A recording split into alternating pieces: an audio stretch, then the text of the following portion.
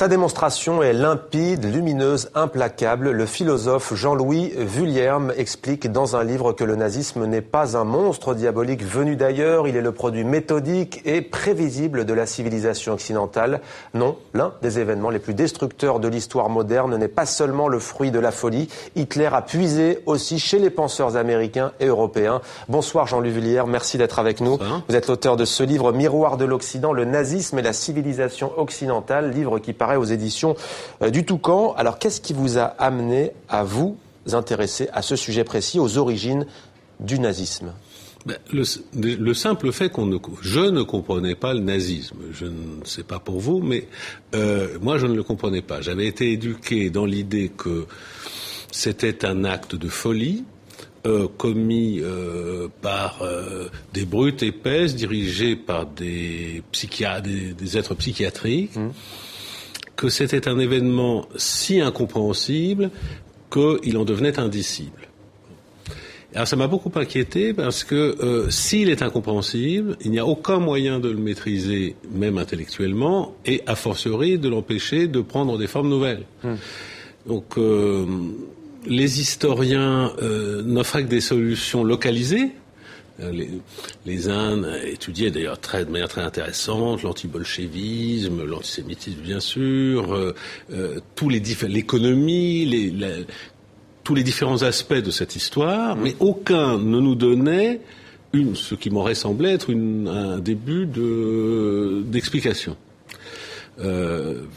Et déjà après la guerre, c'est-à-dire que après la guerre, les historiens ont étudié les aspects militaires de la question. C'était un des plus grands conflits de l'histoire humaine, donc on a regardé la guerre sous cet angle-là.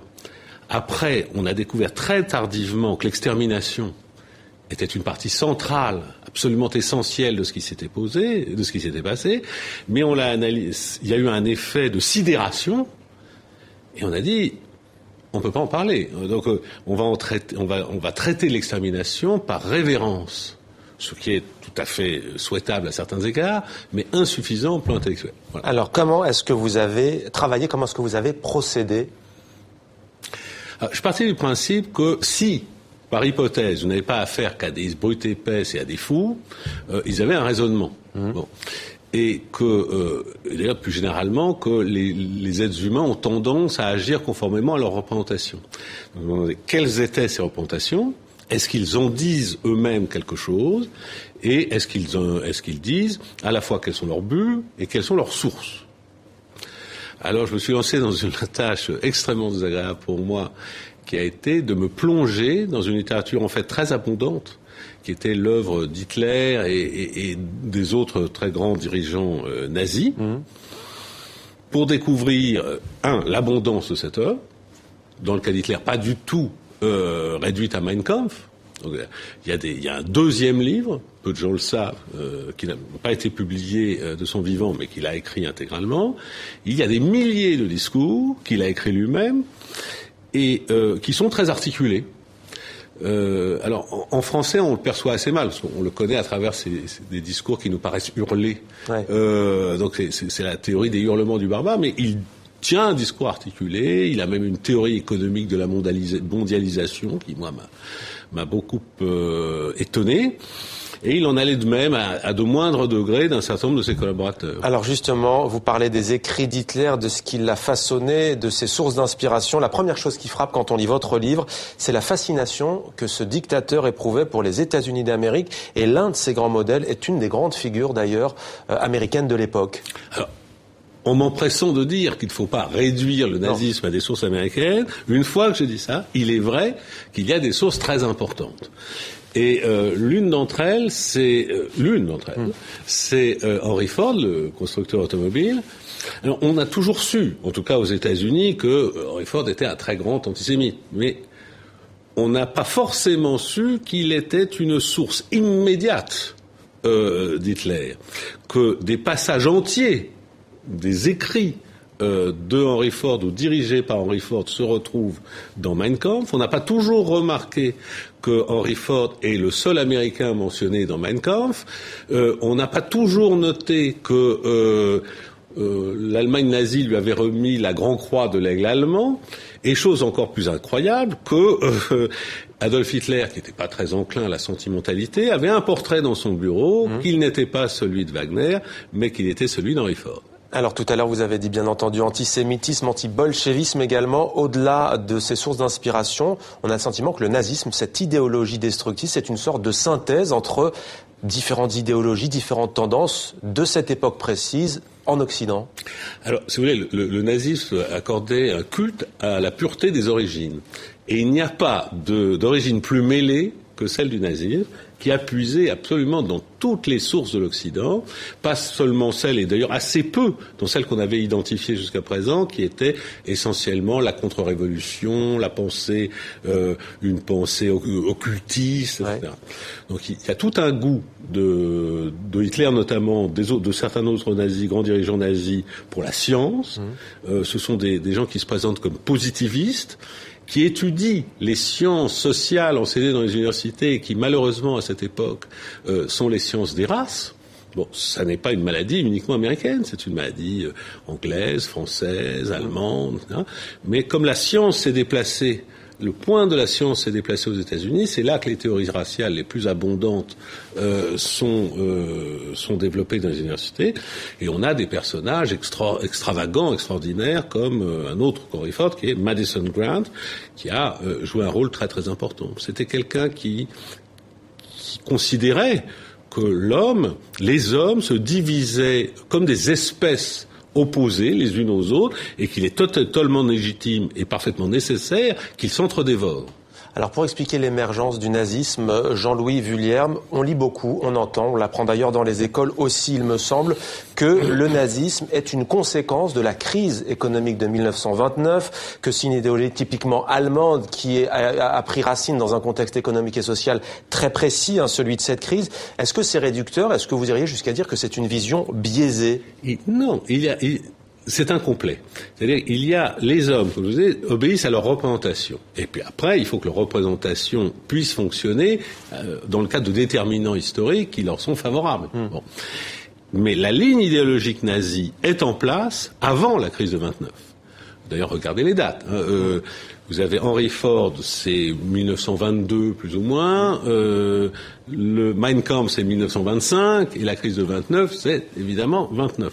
Donc, les déterminants économiques sont très très importants, mais ils ne sont pas à la source de l'idéologie en question. Et d'ailleurs, tout cela se déroule dans une région du monde, l'Occident, où aucun État ne désapprouve franchement Hitler. Est-ce que c'est parce qu'il emprunte justement à tout le monde, antisémitisme, hiérarchisation des races, vous l'avez dit, volonté aussi de régénérer un homme nouveau?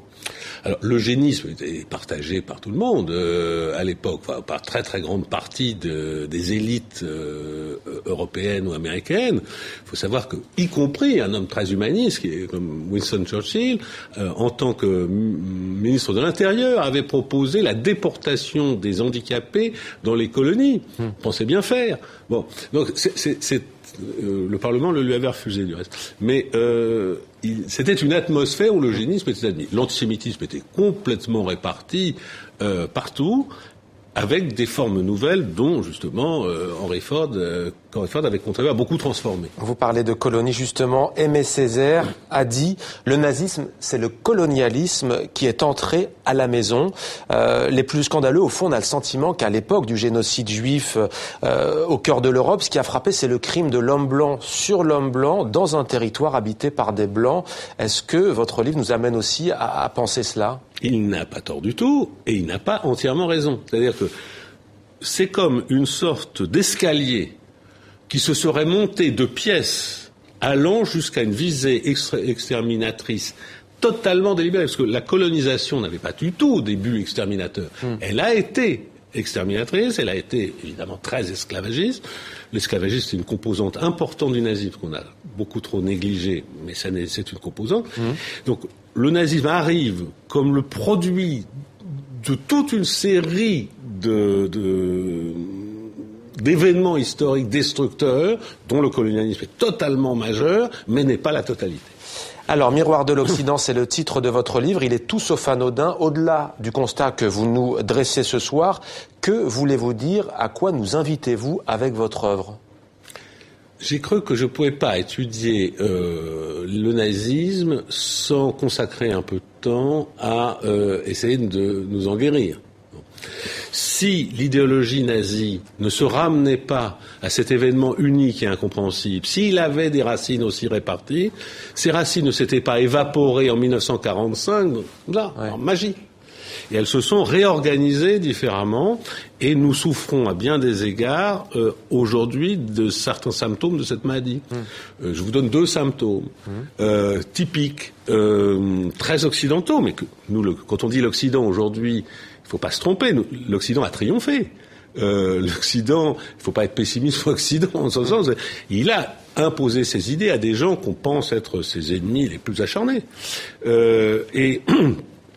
Par exemple, ça consiste à regrouper nos adversaires dans des ensembles aussi indénombrables que possible, sans leur demander, sans être capable d'analyser les actes des individus. Ça consiste à craindre les faibles tout autant que les forts. Tout ça, ce sont des désordres de l'esprit qui ne se sont pas du tout atténués en 1945. Votre conclusion porte un titre tout aussi éloquent que celui de votre livre, « Regardez l'Ouest en face ». Oui, l'Ouest, c'est un complexe qui comprend cette horreur, qui comprend l'humanisme, qui n'est d'ailleurs pas non plus une entité très simple, l'humanisme. Je pense que les facteurs de guérison ne seront pas trouvés en dehors de l'Occident, pour le meilleur ou pour le pire, parce que cette pensée est trop dominante aujourd'hui, mais que nous pouvons y trouver des pistes d'espérance que je me suis efforcé de décrire dans ce livre.